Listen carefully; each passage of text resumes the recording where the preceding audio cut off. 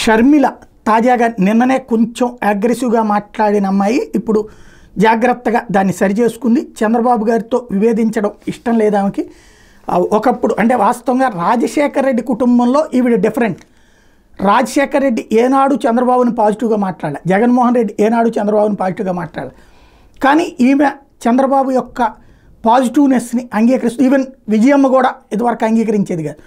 ఇప్పుడు తాజాగా చంద్రబాబును ఉద్దేశించి కీలక వ్యాఖ్యలు చేశారు. వరద ప్రభావిత ప్రాంతాల్లో మారుమూల వాళ్ళకి ఇంకా సాయం అందడం లేదని చెబుతూ, వాళ్ళకు కూడా సాధ్యమైనంత వేగంగా సాయం అందించి మేలు చేయాలి, మీ బ్రాండ్ను నిలబెట్టుకోండి అని సూచించారు.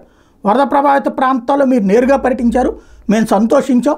కానీ బాధితులకు అందుతున్న సాయంలో అనేక లోపాలు ఉన్నాయి, వాటిని సరిదిద్దాల్సిన అవసరం ఉంది అని హితబోధ చేశారు. ప్రజల బాధలు వినని ప్రభుత్వాలు ఎల్లకాలం మనలేవు, దీనికి వైసీపీ పాలనే ఉదాహరణే అని వ్యాఖ్యానించారు. అంటే మళ్ళీ వాళ్ళ అన్నయ్యని లాక్కొచ్చారు ఇందులోకి. ప్రస్తుతం అందుతున్న సాయం చాలామందికి చేరడం లేదు, వాళ్ళంతా ఆకలి కేకలు పెడుతున్నట్టు మాకు తెలిసింది.